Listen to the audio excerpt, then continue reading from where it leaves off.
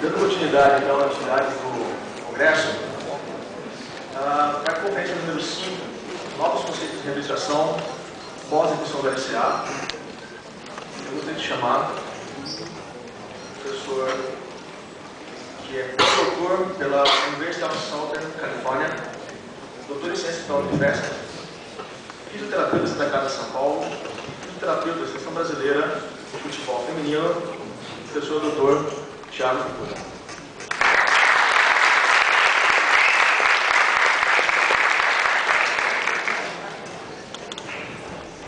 Bom, inicialmente uma boa tarde, um grande prazer estar aqui, mais uma vez pelo terceiro ano seguido, sou convidado para palestrar aqui no Senato Nacional, sempre uma grande honra, agradeço ao Dr. Marcelo, ao Dr. Felipe, pelo convite, pela seriedade da sociedade e contem comigo sempre que precisar. Tá?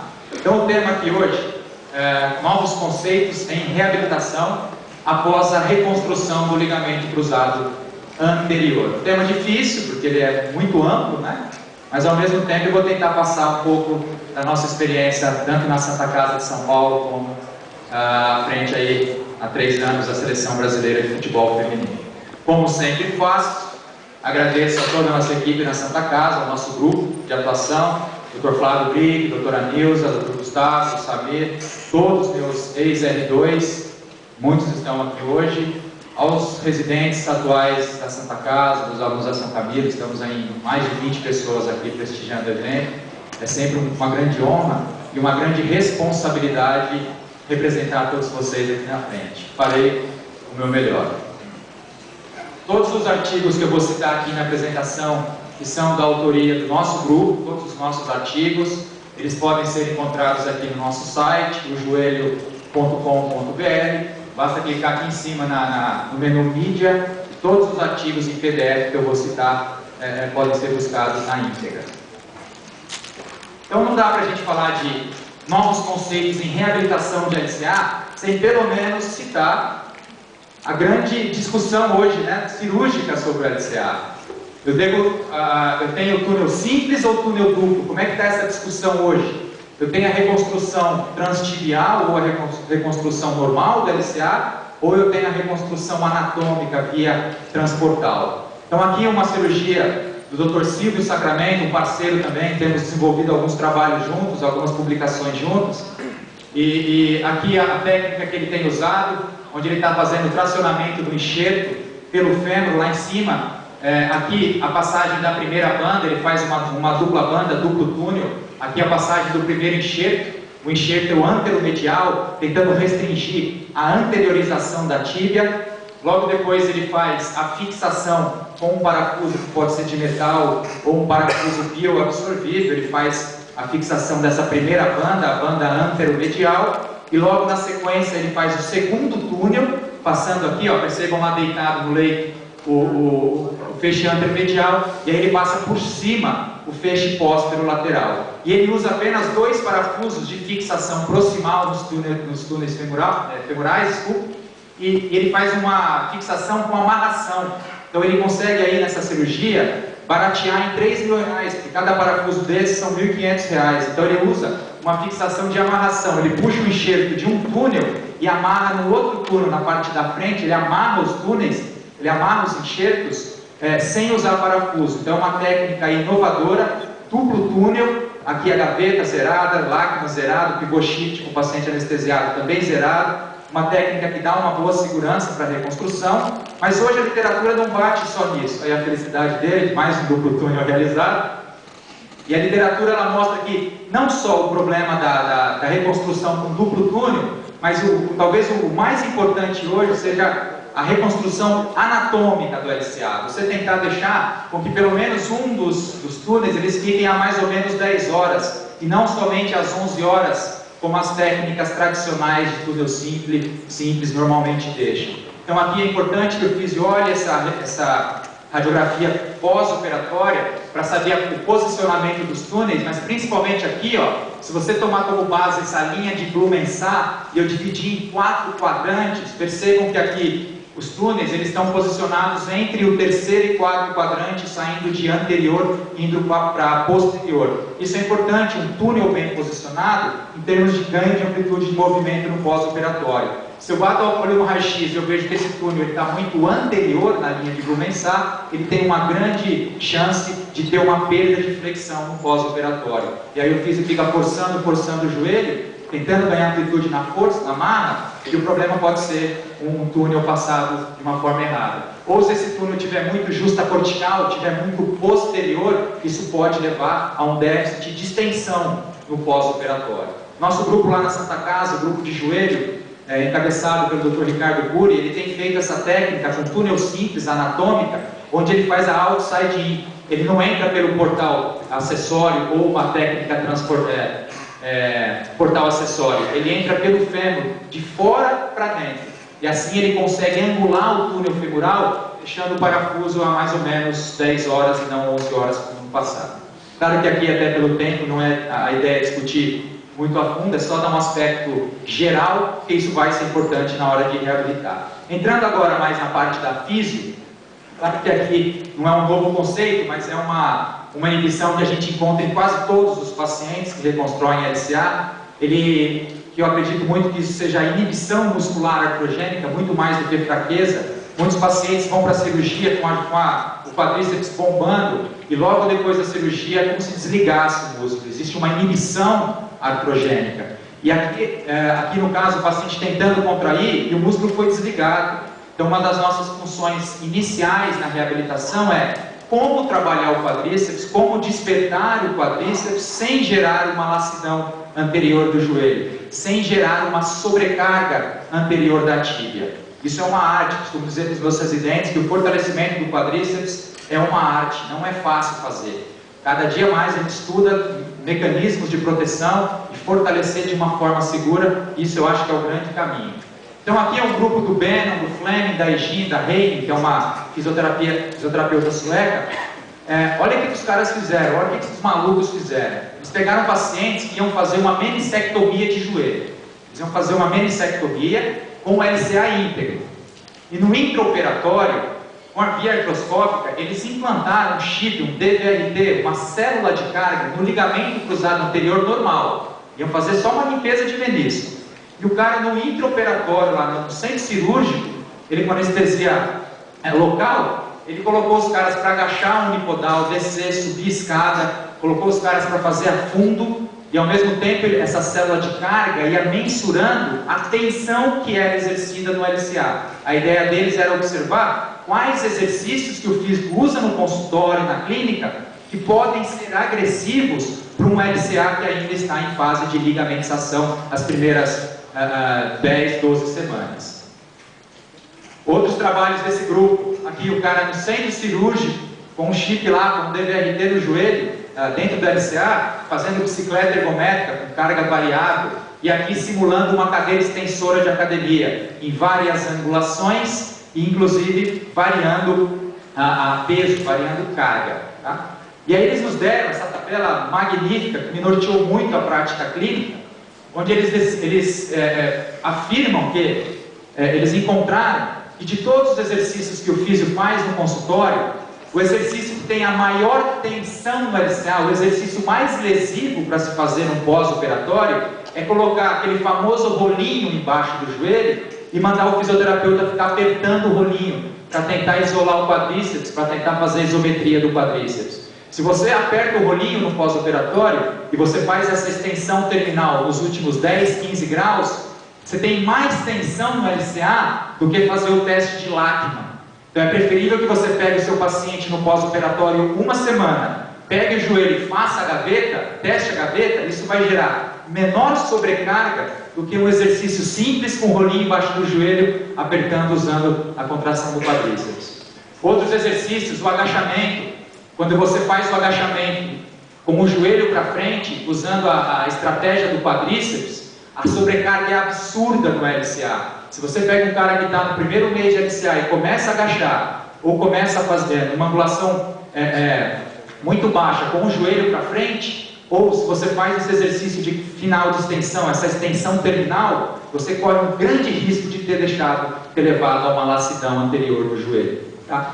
Bicicleta ergométrica quase não tem carga no LCA. Contração dos isquiotibiais quase não tem carga no LCA. E assim a gente conseguiu nortear os melhores exercícios para despertar o quadríceps sem sobrecarga. E aí nós chegamos à conclusão de que se você quer trabalhar a cadeia aberta com o paciente após 4 semanas, o ideal é que você faça nessa angulação de proteção. Coloque na cadeia aberta e faça entre 90 e 45 graus. Se você evoluir para a extensão terminal, pode esperar que ele vai ter uma lassidão anterior. E em cadeia fechada, nós usamos o termo angulação de proteção. Se você faz o mini agachamento, jogando o quadril lá atrás e o tronco para frente, de 0 a 30, você não tem tensão nenhuma no LCA. Quando você continua o agachamento, você começa a cisalhar anterior à tíbia. Vai ser lesivo para o LCA. É um conceito novo? Talvez não. Tá? De 2005 esses trabalhos. Mas eu vejo muita gente ainda fazendo na clínica. Muito.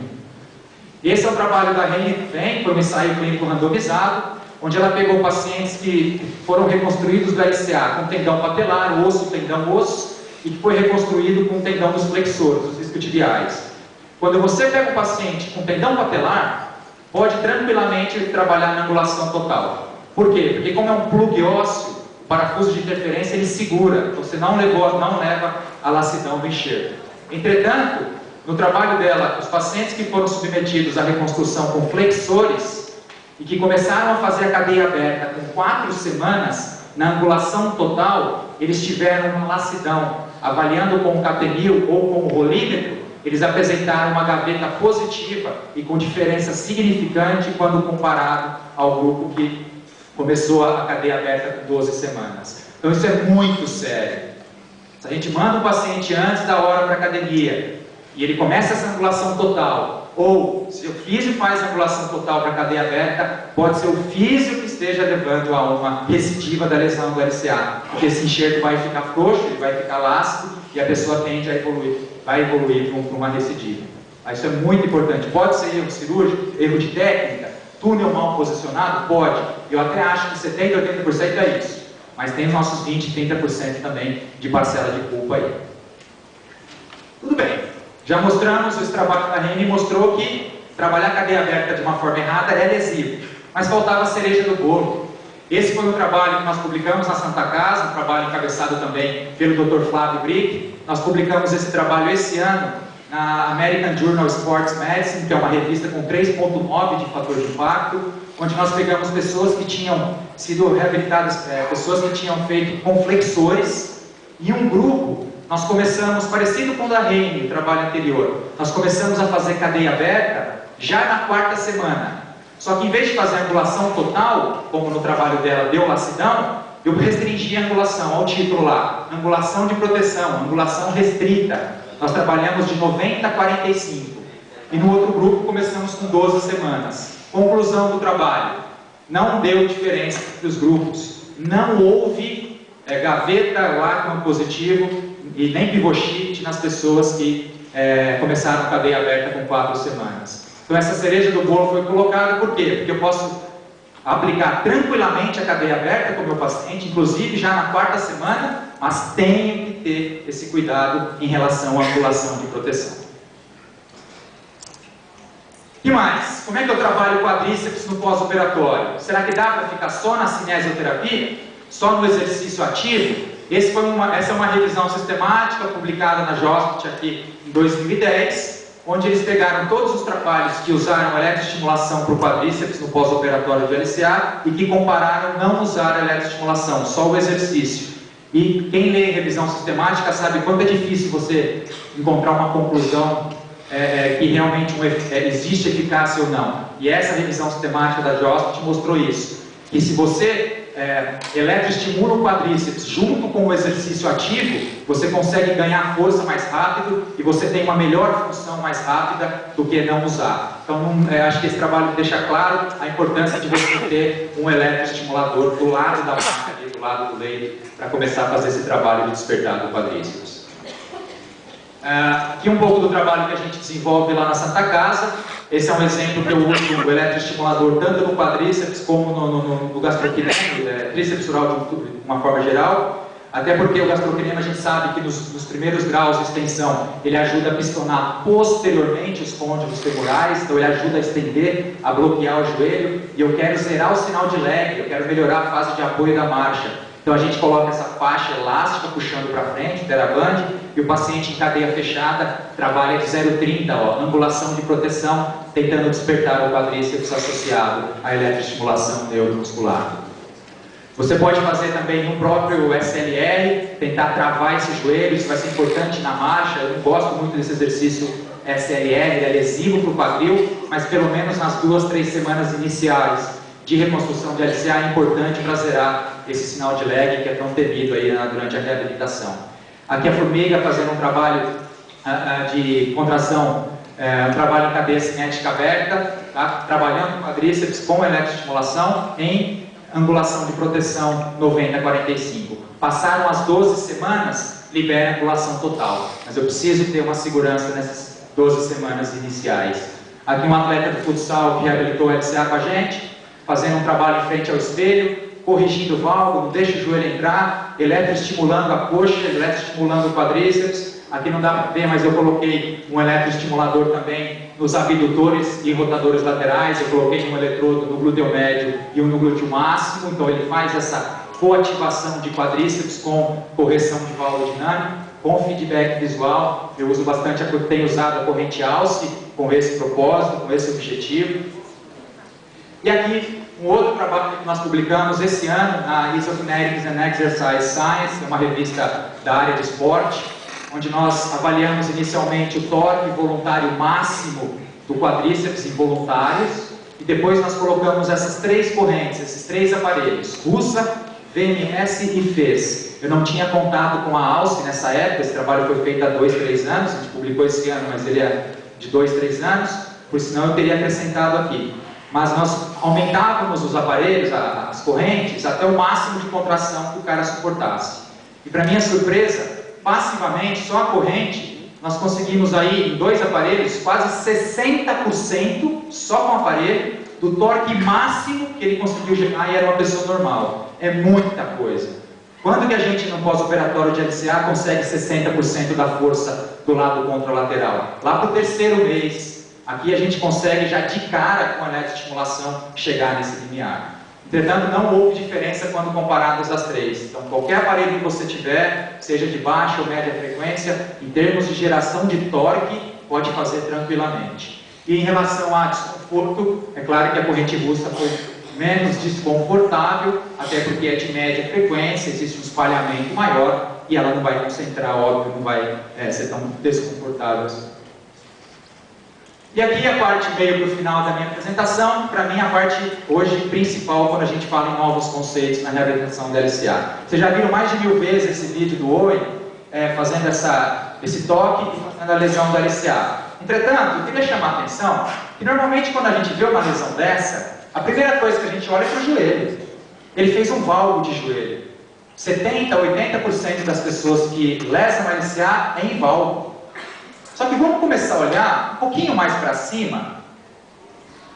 Se você observar, vocês vão ver que ele inclinou o tronco. No momento que ele apoiou o pé, o tronco dele inclinou para o lado da lesão, para o lado de apoio. Essa inclinação do tronco compensatória a uma queda da pelve, isso gera um vetor, um momento externo, valvo do joelho. Então vamos começar a olhar um pouquinho mais do tronco e para a pelve, qual é a atitude que essas 2 estruturas ou compartimentos adotam antes de pensar diretamente no joelho. E uma ginasta que fez uma lesão de LCA, fazendo o seu gesto, e aí ela acabou pisando com o pé primeiro do que o outro e fez a lesão do LCA. Se vocês observarem agora, com calma, o joelho entrou em valgo. Esse é o mecanismo de lesão. Mas o que levou esse joelho a entrar em valgo? Será que é só fraqueza de glúteo médio? E aí observem que ela teve uma inclinação da pelve, e para compensar essa inclinação da pelve, o tronco roda, o tronco inclina para o lado oposto, para o lado de apoio. E essa inclinação do tronco é o que faz o vetor do joelho fisgar para medial e, consequentemente, eu romper o LCA. Então vamos discutir bastante sobre isso agora, que é um conceito aí relativamente novo, quando a gente fala em prevenção de lesão.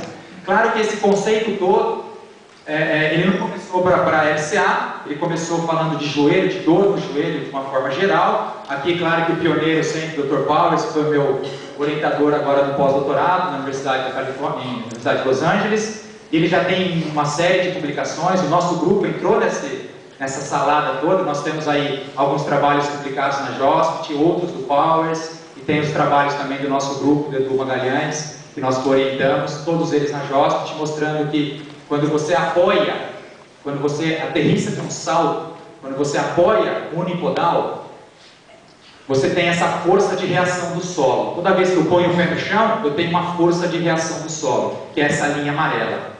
E quando eu apoio o pé, há uma tendência inicial da pelve, de ter uma queda da pelve para o lado oposto. E quando existe essa queda da pelve, o meu joelho abre. O meu joelho, ele afasta. Quando existe a queda da pelve, o joelho afasta desse vetor amarelo, que é a força resultante do solo. E toda vez que o joelho afasta dessa linha, eu tenho um momento externo varo. Mas peraí, você acabou de falar que a lesão é em valgo, como é que eu tenho um momento varo? A partir do momento que a pelve caiu, o joelho entrou em varo, o tronco inclina para compensar. Quando o tronco inclina, você traz a pelve de volta, aí o joelho cruza medialmente essa linha amarela. E aí eu vou ter um momento externo valgo do joelho, e aí sim eu vou ter a lesão do LCA. Então quando a gente fala em prevenção, será que a gente não está dando muita bola? Não está dando muita bola só para o core? Só para transverso abdominal, multífidos, as pontes anteriores, as pontes laterais?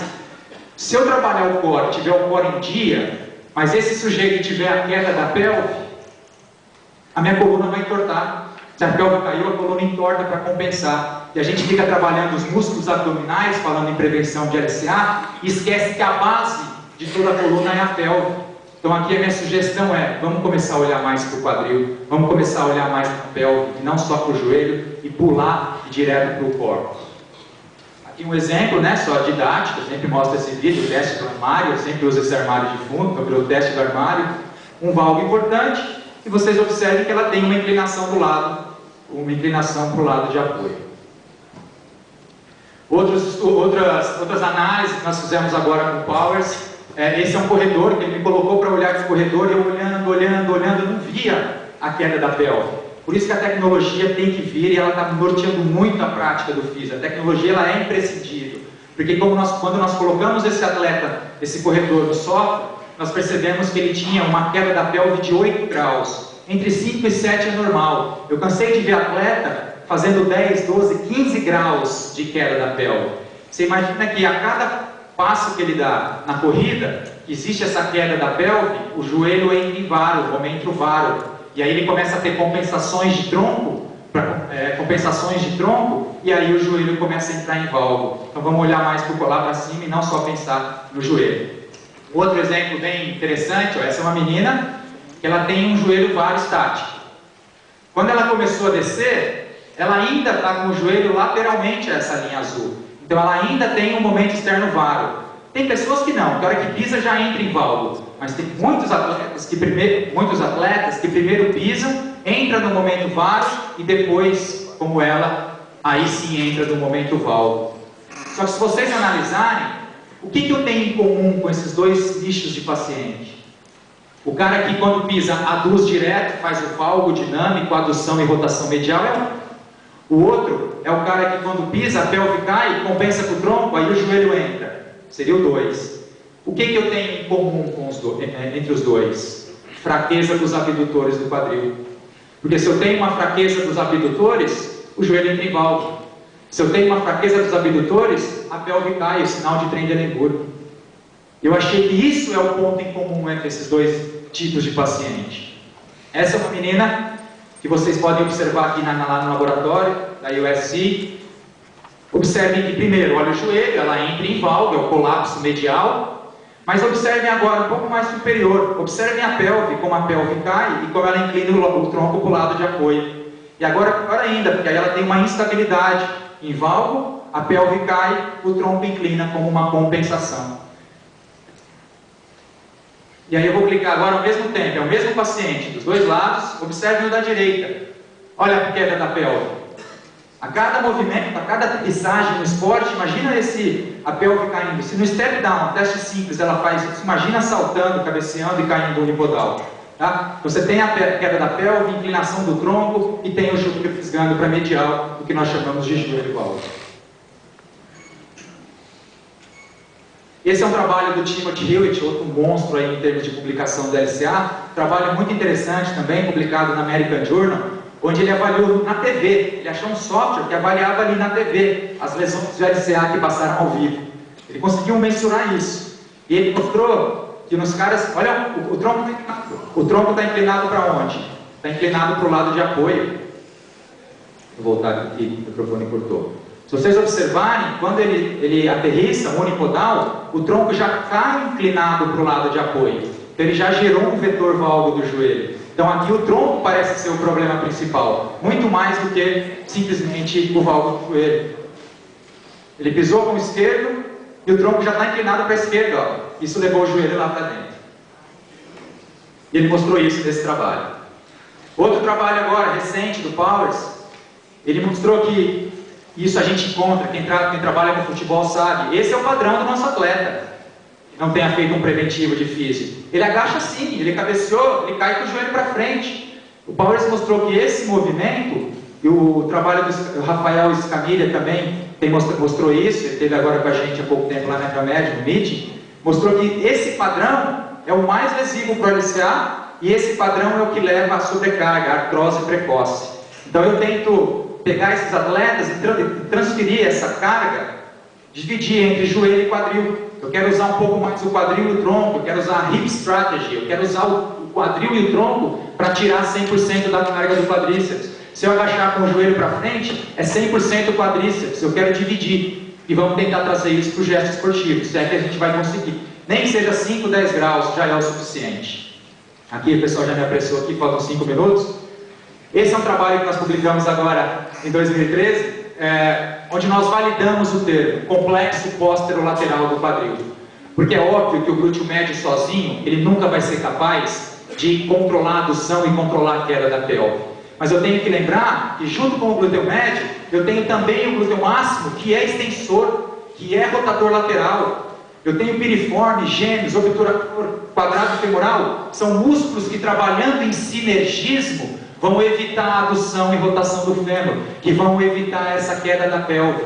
Por isso que eu costumo chamar de esses músculos laterais e posteriores de complexo póstero-lateral do quadril, que até feliz porque já caiu ontem na prova da Sonata, esse artigo saiu tem 2, 3 vezes, caiu na prova, teve uma pergunta assim. Então a prova foi bem atualizada. Aqui um pouco do nosso protocolo, rapidamente.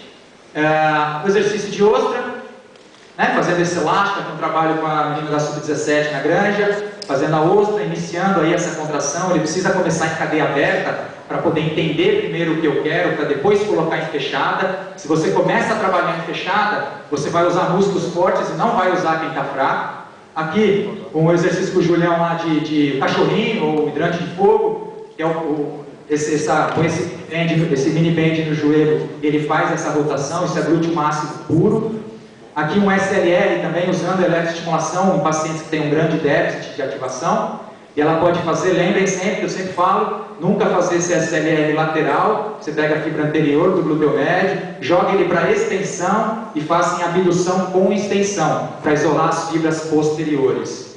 Aqui a marcha lateral, eu não tenho feito aquela marcha lateral mais com o joelho reto, com o tronco reto, porque isso pega muito o tensor da face lata. Eu tiro o tensor da jogada, dobro o joelho e faço essa marcha, apesar de eu não estar gostando aqui da inclinação do tronco.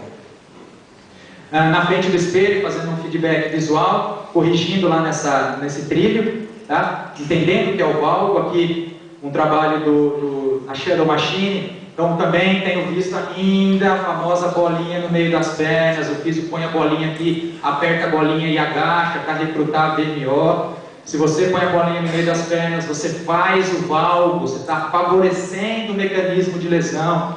Vamos fazer o oposto, isso já está bem discutido. Põe o elástico puxando para o valgo e você abre o joelho para treinar a coativação do complexo póstero-lateral. Aqui o zagueirão do Flamengo na Sub-17, fazendo também esse agachamento, usando a estratégia do quadril, o split squat. o deadlift, esse exercício, se você observar a subida, ó, ela faz rotação lateral e extensão. Um glúteo máximo puro também esse exercício. Então aqui, os últimos dois, 3 slides.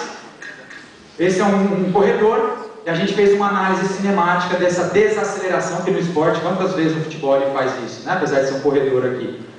Então observe mais uma vez, que ele vai na plataforma de força, o joelho fisga para dentro e o tronco dele está reto, tronco duro, usando o quadríceps 100%.